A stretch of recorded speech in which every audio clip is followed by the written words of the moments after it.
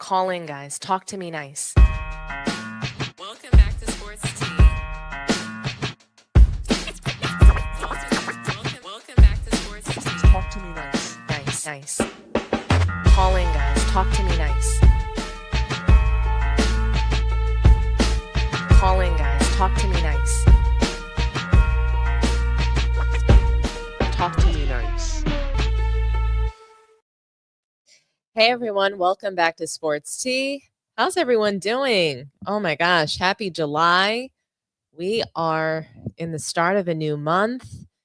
Lots of new content, lots of new things happening in the sports world. I hope that everyone's doing well.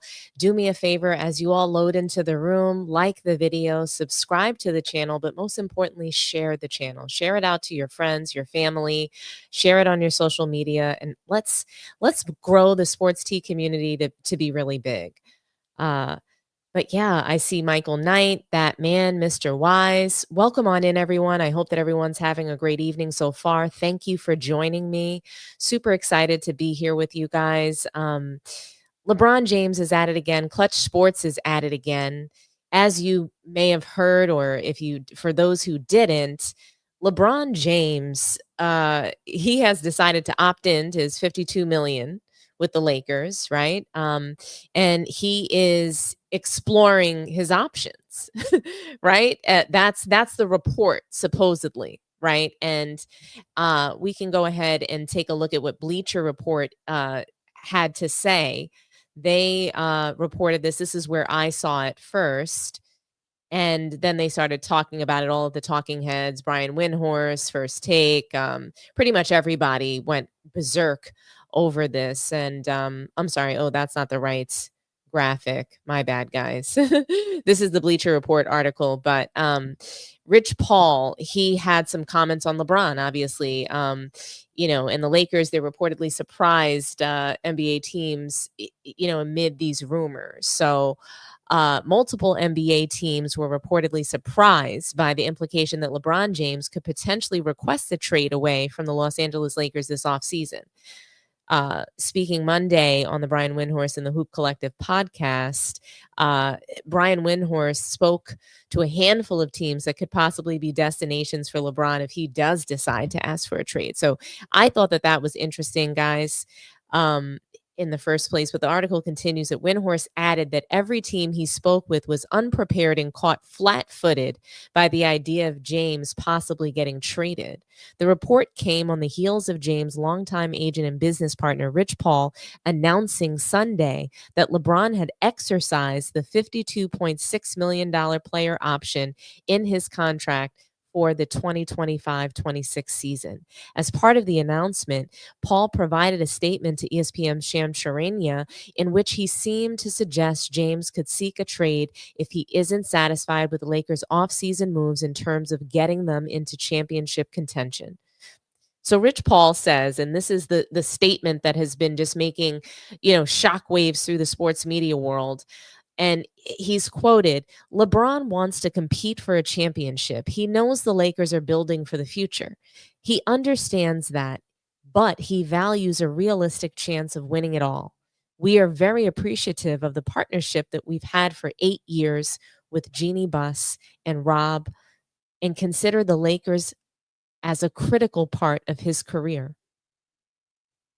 Rich Paul goes on and he says, we understand the difficulty in winning now while preparing for the future. We do want to evaluate what's best for LeBron at this stage in his life and career.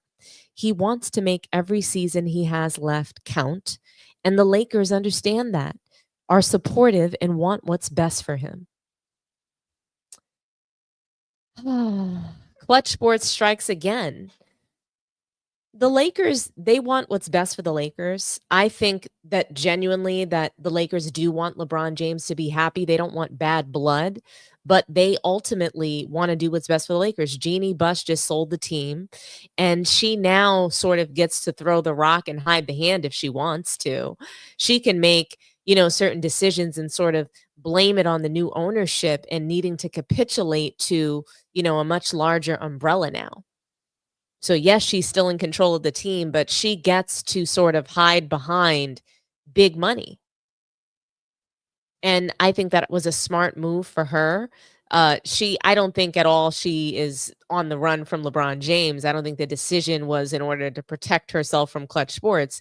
I'm just saying, I think she now can make some better decisions, hopefully, maybe even trade away Carlton Banks. I mean, Bronny James, the gamer, to, a team that needs the publicity. But ultimately, I think that LeBron James isn't serious about winning a title. Let's be for real.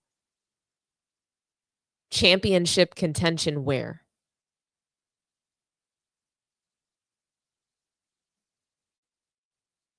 There's no way you're picking up that option for $52 million if you're serious about winning a title.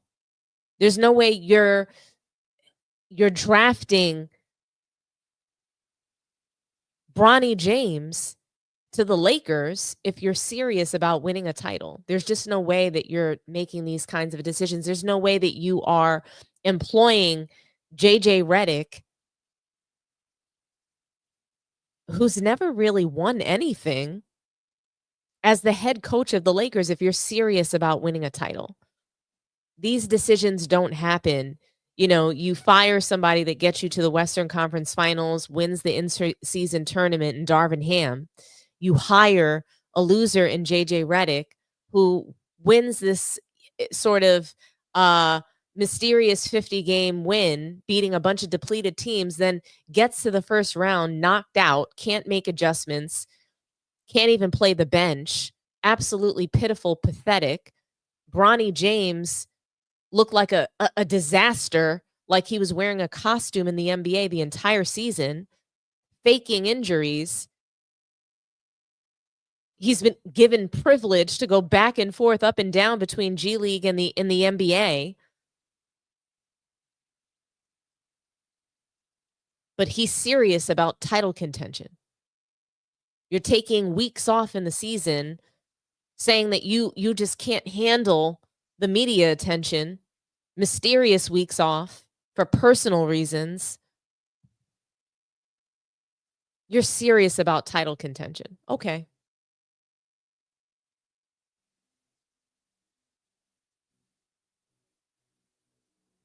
I get it.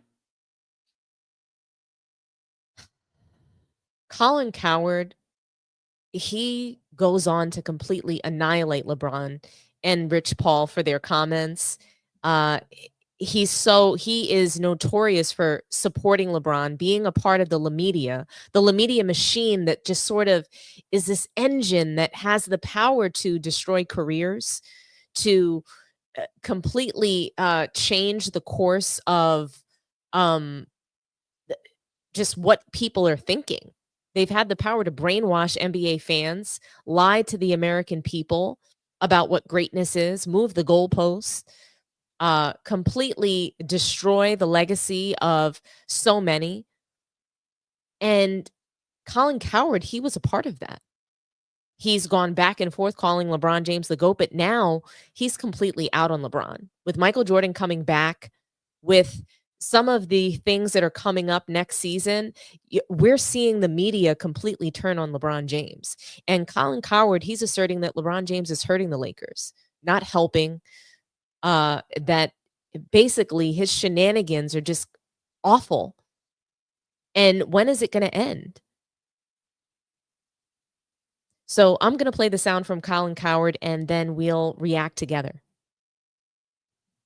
A lot to talk about. So, listen, I have been overwhelmingly a LeBron defender my entire career. But there are a couple of things recently that he's done that give his critics, and there's a lot of them, MJ's always been more popular. That's not even disputable. And I would say about 75 to 80% of the people think MJ's the GOAT, not LeBron. But he's done something recently. I saw yesterday where he picked up his $52.6 million Laker option. And in the press release, well, LeBron wants to win titles. Well, then you can't pick up the option. You can't play for $52 million. It's a hard cap now. No owner's going to blow through it. So first of all, he got into that silly ring debate about 2 weeks ago where he talked about something that he didn't truly believe, which is the ring culture. It's overemphasized. And then a piece of video emerged of LeBron saying after he won in Cleveland, hey, that ring, I think, make me the greatest of all time. Well, I thought the ring culture is overemphasized.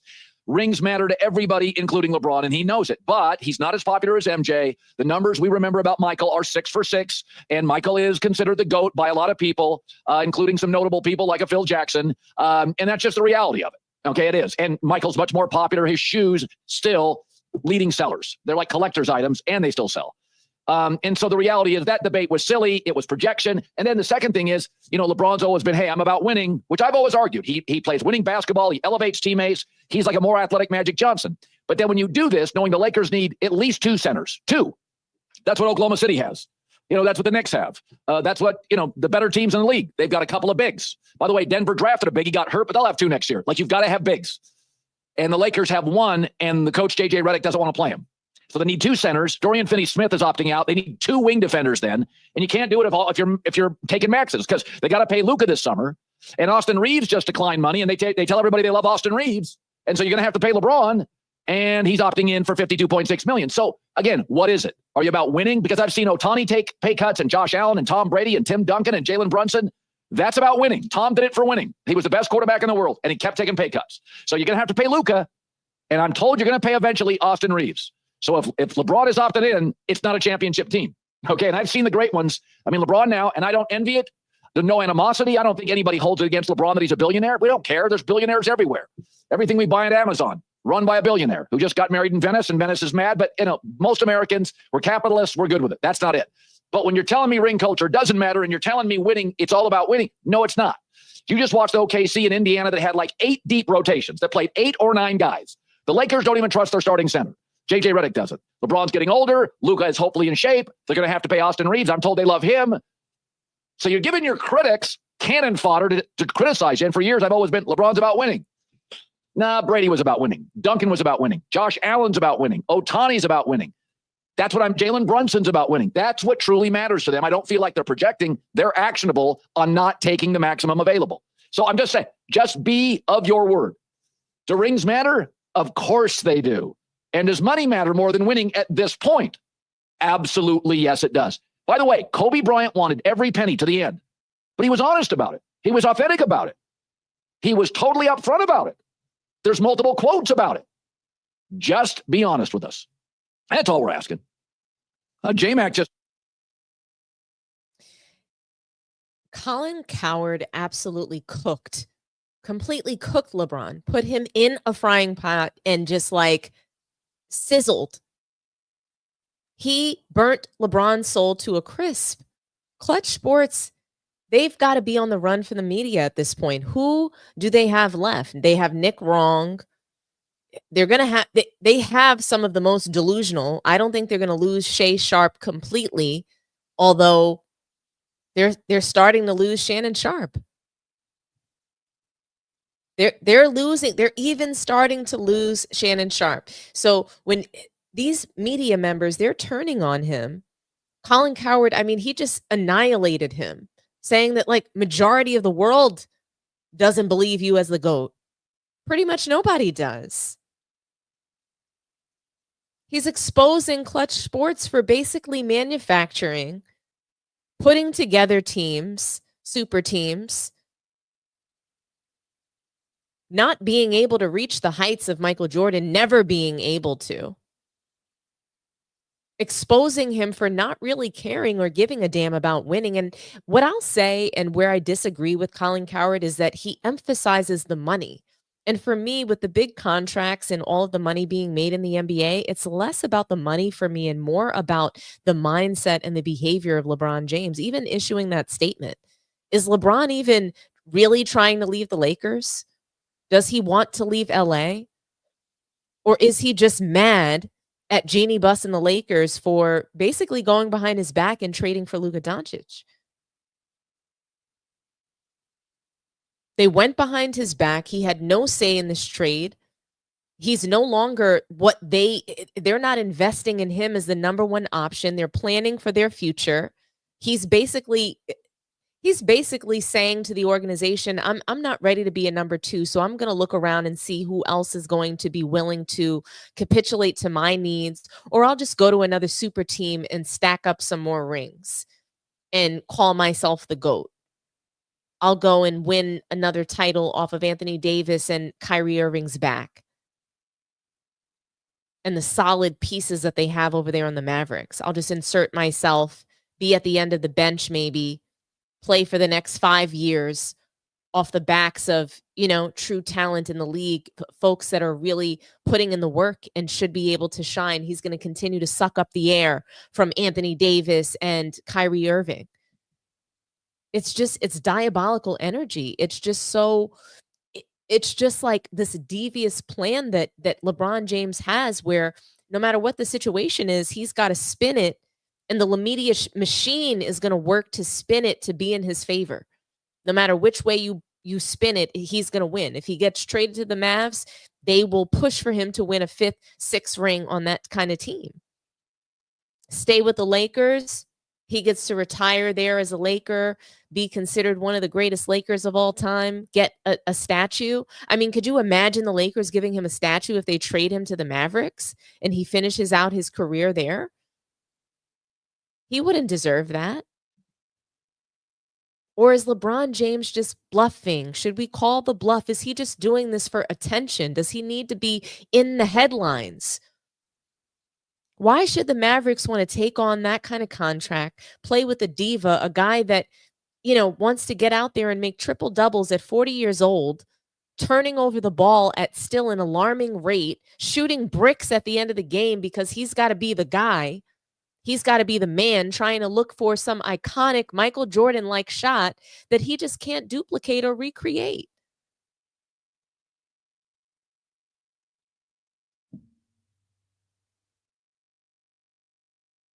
Colin Cowherd cooked, absolutely cooked. I mean, is LeBron hurting the Lakers? I mean, absolutely, but he's been hurting the Lakers. To me, he hurt the Lakers the minute he went there because it turned into a circus. It turned into a reality show. LeBron James is nothing more than a Kardashian at this point in his career. And he's dragged his family into it. Bronny James, Carlton Banks. I mean, which Kardashian is Bronny?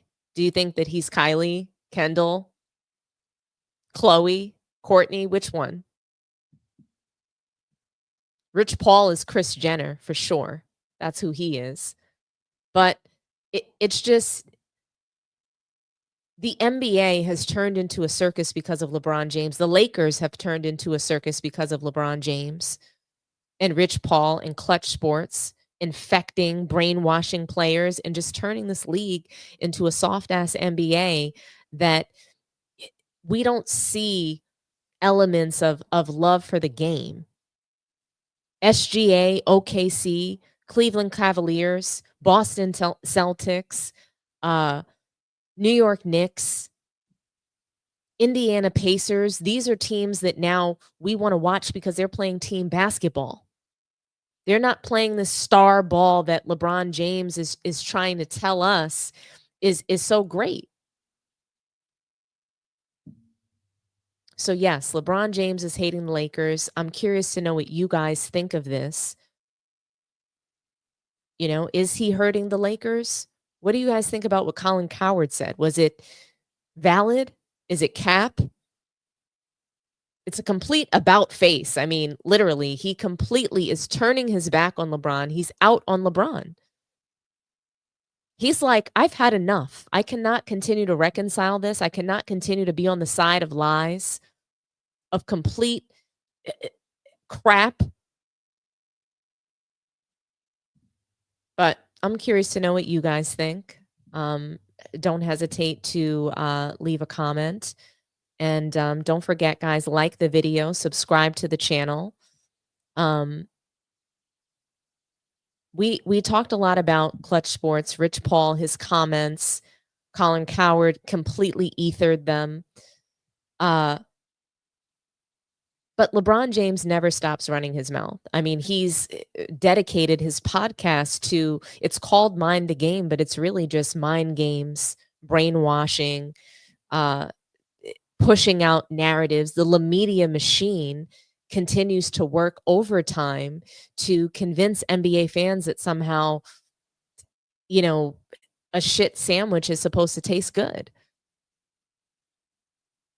LeBron James is out here trying to tell us that today's game, we're supposed to appreciate it so much more. And he's had some guest stars. He's had Luka Doncic on the show. He's had it, he obviously he does the podcast with Steve Nash, but this episode had Kevin Durant on, and this is just part one. So I'm assuming that a part two is coming. And oh my gosh, guys, there were so many different little nuggets and different things throughout this episode that I saw that some of these things didn't sit right with my ass personally. I don't know about you guys. I don't know if you've seen this already earlier in the day when it dropped, but LeBron James just continues to be insufferable. He will make every single moment about him. He has to qualify himself somehow as being greater than or needing to relate to anything that the topic of discussion is about. And I just think he's a complete narcissist. And this podcast, it shows that, it proves that. And when he says that, you know, there's just so much hate and there's a lack of appreciation and we need to learn how to appreciate it. Like he's created this podcast to spread lies and narratives. He talks about talking heads. He talks about so many different things, but this podcast is shameful. I think that, LeBron James is a disgrace for creating Mind the Game while he's still playing and basically begging us to agree with him and to see him as the GOAT. That's what he really wants out of this. And it's not working. It's not working at all. But there were some moments and different sound bites that I was able to grab for you guys. And I want to play the first one. And of course, with KD sitting there, he talks about flipping plays. And I don't understand why he always goes to this. He never really has anything intelligent to say. He says mainly the same things.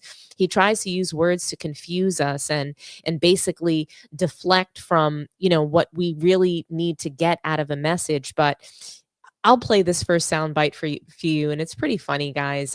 Again, he's talking about flipping plays, and it's just typical LeBron and mind the game nonsense.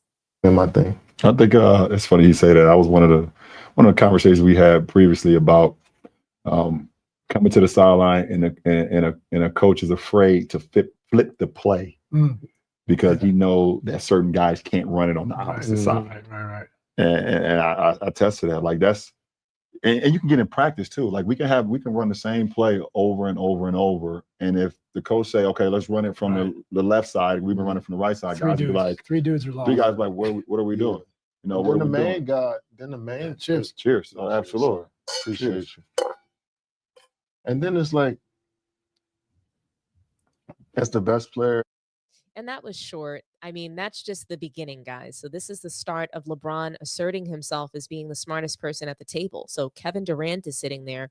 And, Kevin Durant, as annoying as he's been in recent seasons and years, as much as I don't like how he's communicated with fans and has carried himself this season, last season, just since really he's played with the Warriors, he speaks very eloquently about basketball and he's very intelligent about basketball. And he has one of the most beautiful games that we've seen, I think, in today's league. I think he's one of the best modern day players. And, I do really appreciate how he plays. And you can fit Kevin Durant into any team that plays really great basketball. He's a great cog in any wheel. And he's just one of the best superstars that I've seen play in the last 20 years or so.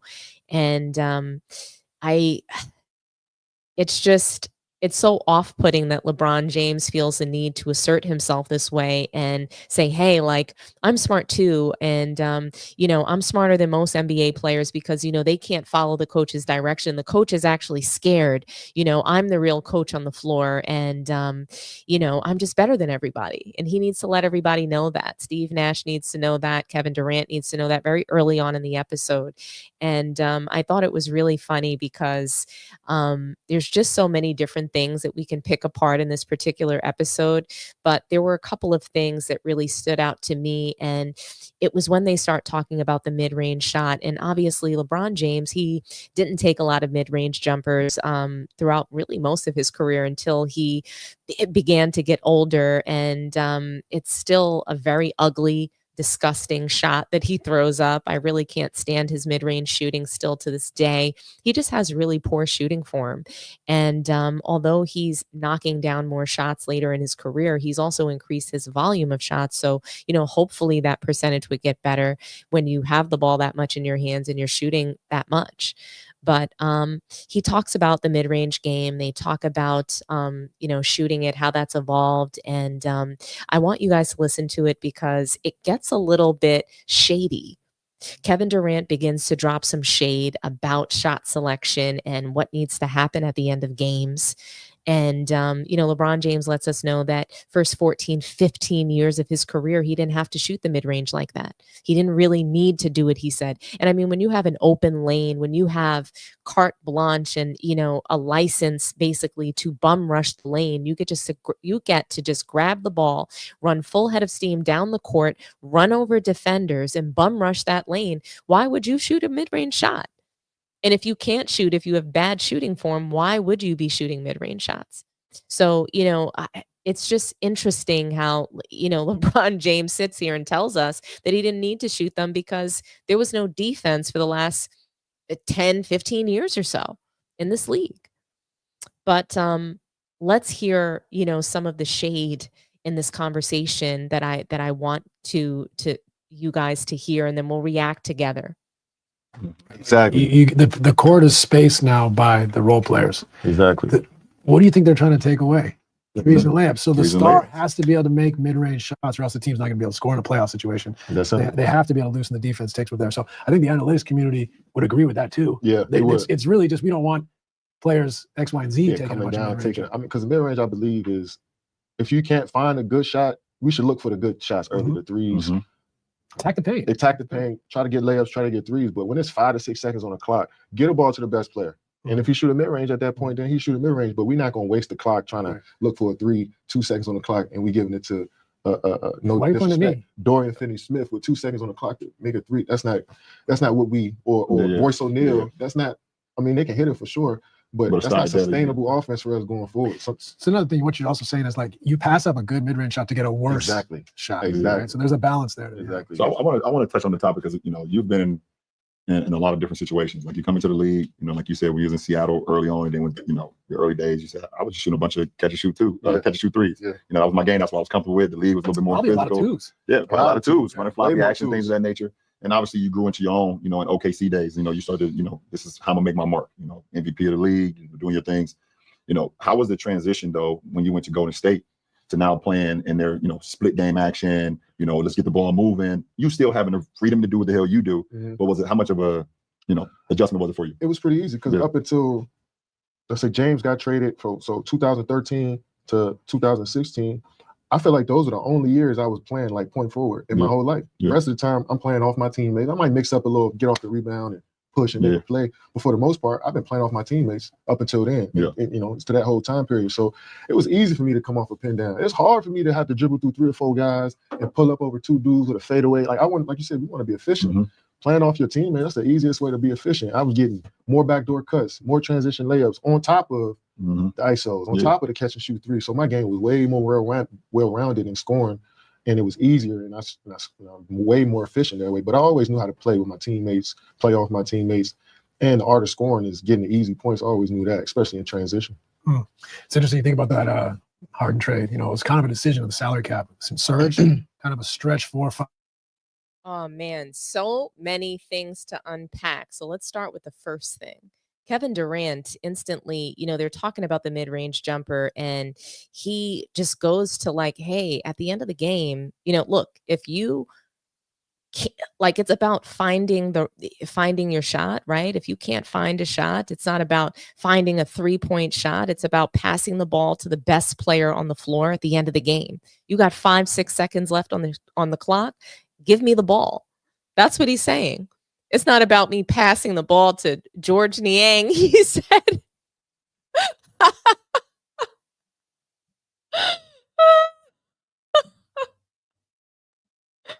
Oh my gosh, he just completely like cooked LeBron right there. LeBron is he's visibly uncomfortable. I'm watching this video and he's uncomfortable as KD is saying this.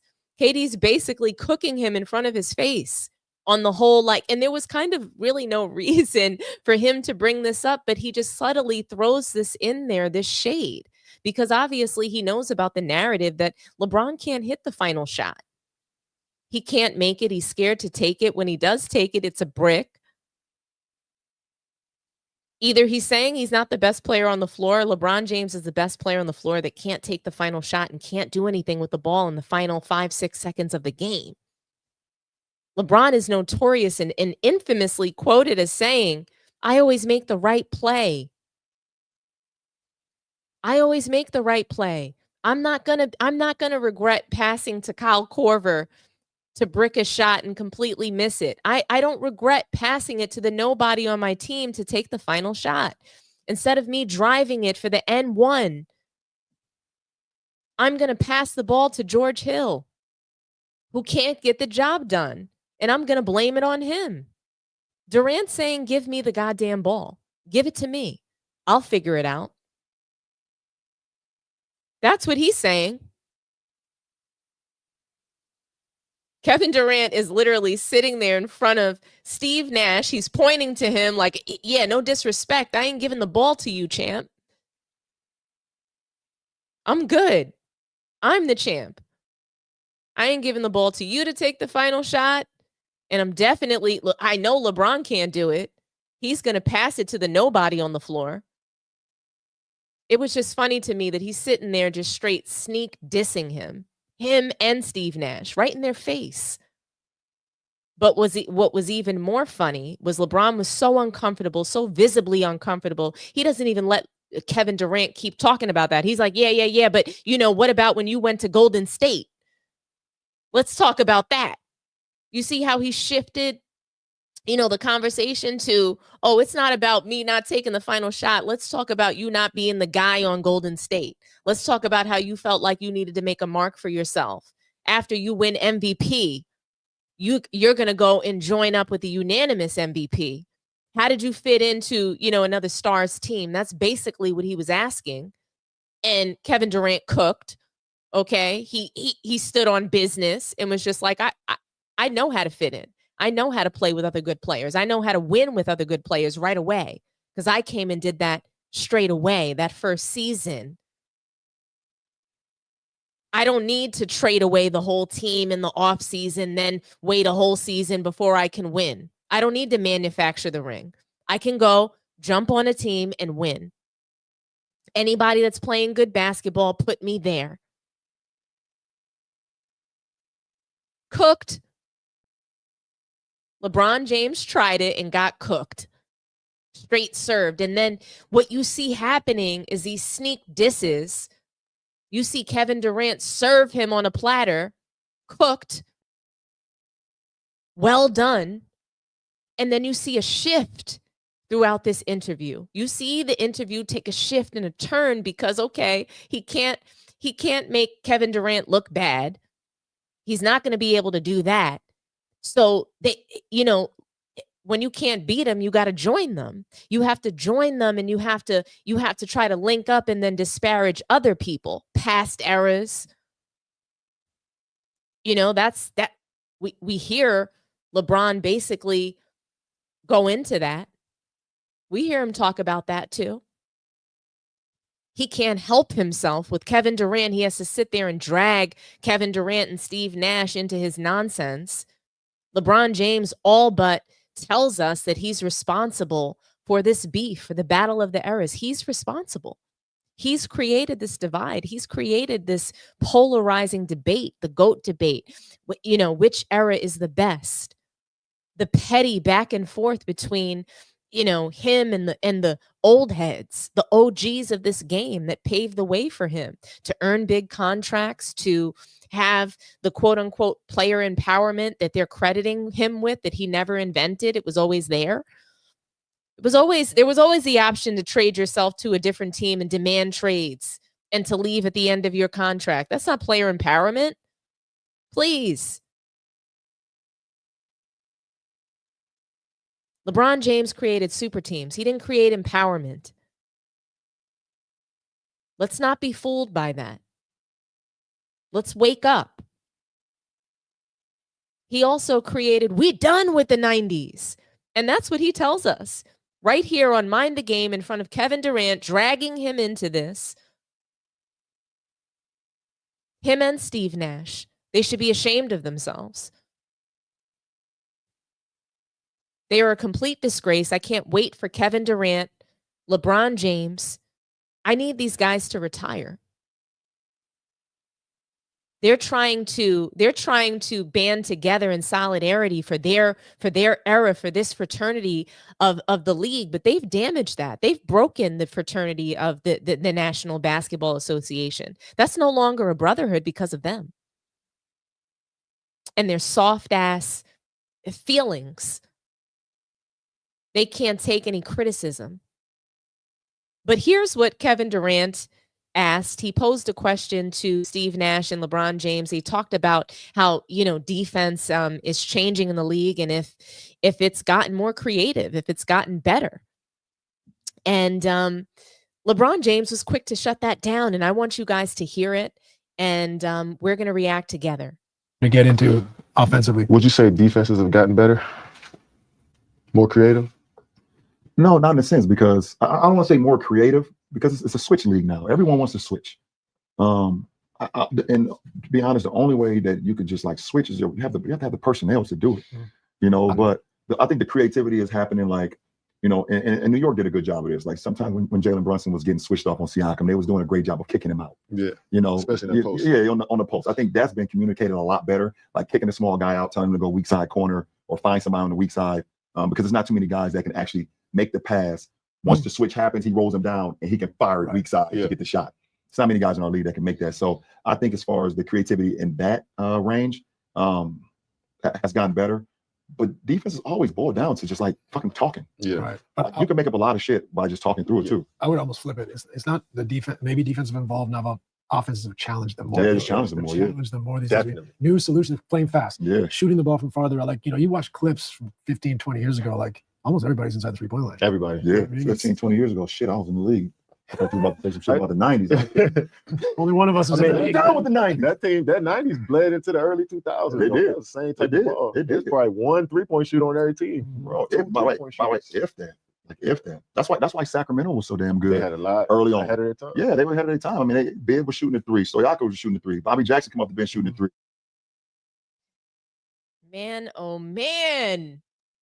Did you guys hear LeBron? We done with the 90s. That's what he said. He created that. Through his mouthpiece, through his La Media machine, Gilbert Arenas. This has spread like wildfire. It was an internet sensation. We done with the 90s.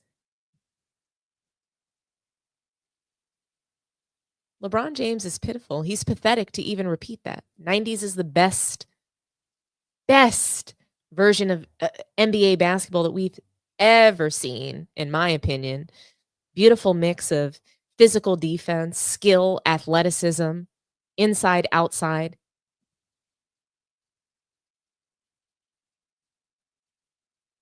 LeBron James is just,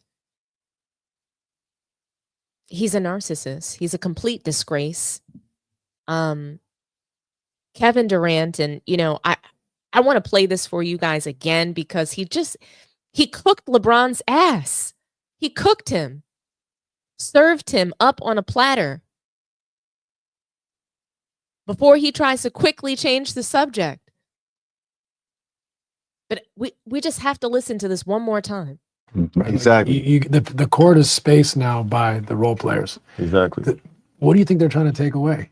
Threes and layups. So the Threes and star layups. has to be able to make mid-range shots, or else the team's not going to be able to score in a playoff situation. That's They have to be able to loosen the defense takes with there. So I think the analytics community would agree with that too. Yeah, they would. It's really just we don't want players X, Y, and Z taking a coming bunch down, of mid-range. taking. I mean, because the mid range, I believe, is if you can't find a good shot, we should look for the good shots early, the threes. Mm-hmm.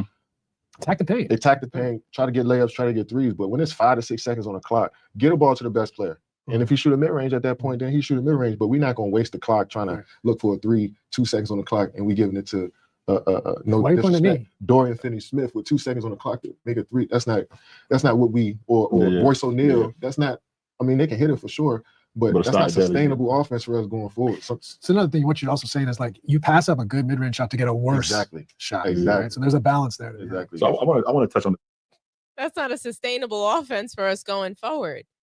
LeBron James was doing that in the finals. Did you hear Kevin Durant? He's basically like, yo, you're the star player. If you're the best player on your team, you better get on your job. He's telling him, like, get on your job. Like, seriously. If you're the best player on the team, you better get on your job. Straight like that. That's really what it is. He said that a couple times. Kevin Durant was funny. He's like, that's really what it is. You know? It just felt very, he cooked him, okay? He straight cooked him. Kevin Durant told LeBron, like, look, if you're the best player, you better get on your job. Get on your job. Got me on my job. Nah, it ain't never gonna work like that over here. You know what I'm saying? I was trying not to leave this message, but you have left me no choice. Be mad, I can have a spat, we can have whatever. Then after that, you better get on your job. That's really that's all it is. Be mad, I can have a spat, we can have whatever. Then after that, you better get on your job. That's really that's all it is. Got me on my job. Nah, it ain't never gonna work like that over here. You know what I'm saying? I was trying not to leave this message, but you have left me no choice.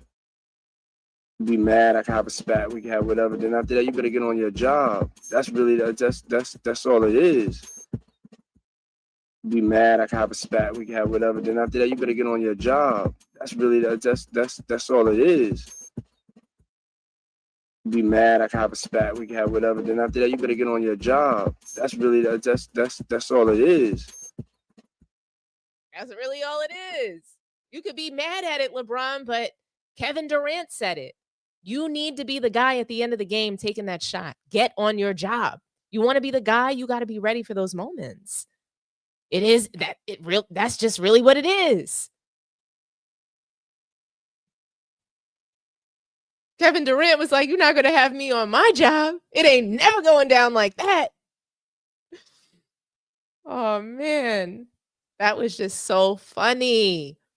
LeBron really thought that he was going to have Kevin Durant come on that show and he was somehow going to embarrass him. Or he was somehow going to, get him to call him the GOAT. I can't wait to see part 2 because is Kevin Durant going to sell out? Is he going to give in and call LeBron James the GOAT? I'm waiting for it. I'm waiting for when LeBron James is going to assert himself that way. I mean, I'm curious to know what you guys thought was the best part of the Kevin Durant episode, this first part. Me personally, I thought it was, we done with the 90s. And the look on Kevin Durant's face, like they laugh, but it's one of those things where it just felt like he was trying to rope him into that shit. Really and truly. And LeBron James needs to why can't he just stand on business? Just stand on your own. Stand on business. Be about it. But what do you guys think? I have time for one phone call. So call in, talk to me nice. I'm really curious. Like, what was the best episode of what was the best part of this episode? What do you think about LeBron James being done with the 90s? What do you think about the media machine and how they're trying to infect the NBA community with all of these lies? And, do you guys think he actually intends to leave the Lakers, or is this just a stunt? Another way for him to have attention and for him to be talked about. What do you guys think? Do me a favor also and like the video. Subscribe to the channel if you haven't done so already, but we need to get the likes up, guys. We're at 100 likes. We're at 204 people watching. Smash the like button. We can do better than this. Come on, guys. Like. Thank you for calling Sports Tea. Talk to me nice. Hey. Hi, Dominique. Hey, Sabrina. How's it going? You don't want to know. But that's why I haven't been on the podcast lately. Oh no. Oh no. I'm so sorry. It's okay. I'm back. Well, I'm glad that you're back.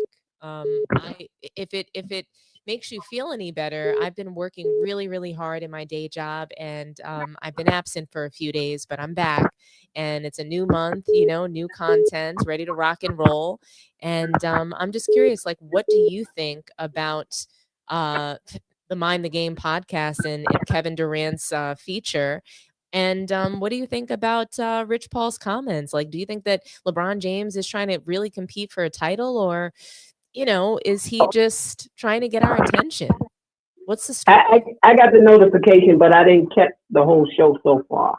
I didn't catch Calvin. I mean, what's his name? Colin Michael. What's his name? Well, the long and the I short didn't of it, catch his 'cause- part of it, and I didn't catch the Okay. part that you did with Rich Paul, but I caught the thing about the Mind the Game. Oh, well, let's talk about it. So what do you think about LeBron and Kevin Durant's comments?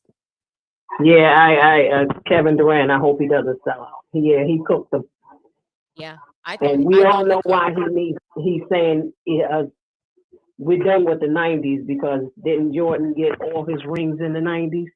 Exactly. So Exactly. he wants to erase them. Everybody knows that.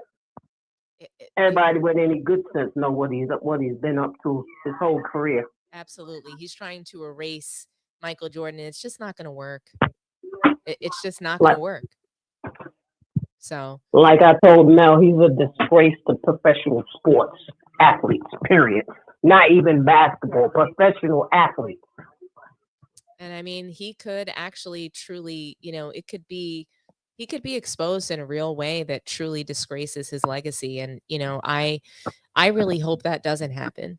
As much as I can't stand Give me a LeBron James, I don't want him to be, Give me a second. exposed in a certain way. Okay, the TV's on delay.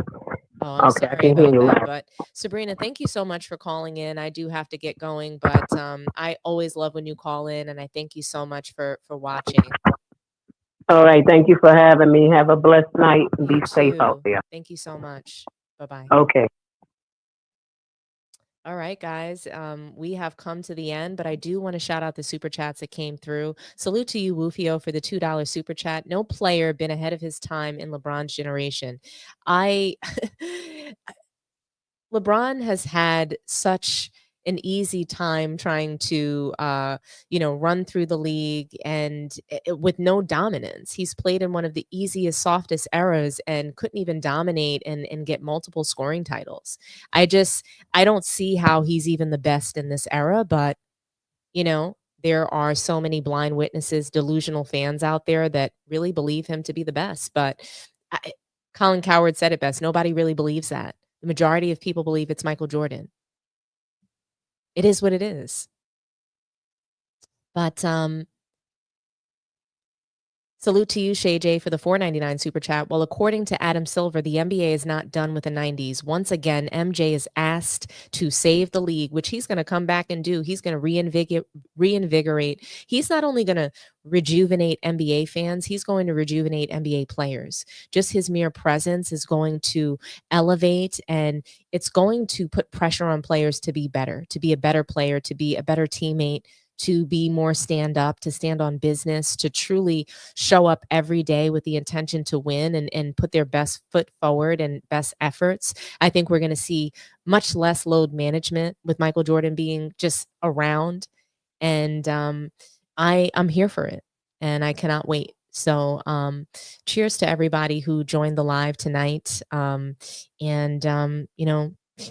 I really appreciate you all being here and joining me. So don't forget, like the video. Let's see where we're at with the likes. We're at, let's see. Last time I checked, we were at 100. Let's see. Did we do any better? We're only at 120, guys, with about 180 watching. I need you guys to smash the like button for me. It's free to like. And it helps the videos stay in the algorithm, and it helps the videos get suggested to other people, and it helps grow the Sports Tea community. So if you can do me a favor, like the video, subscribe to the channel if you haven't done so already, share the video out to your friends, your family, your social media networks. And guys, you know, like I said, like, just do me that favor, do me that solid favor and like the video for me, okay? And get on your job, okay? Be mad, I can have a spat, we can have whatever. Then after that, you better get on your job. That's really that's all it is. That's all it is. Like the video for me, guys. Thanks so much. Have a wonderful evening. Get some rest, and I'll see you probably tomorrow. Maybe if not tomorrow, definitely the next day. But like, share, subscribe. I'm out of here, guys. Have a good one, and don't forget, if you want to leave me a comment and let me know what you think, go right ahead. Drop me a line in the comments as well. Have a good one, guys. Bye bye.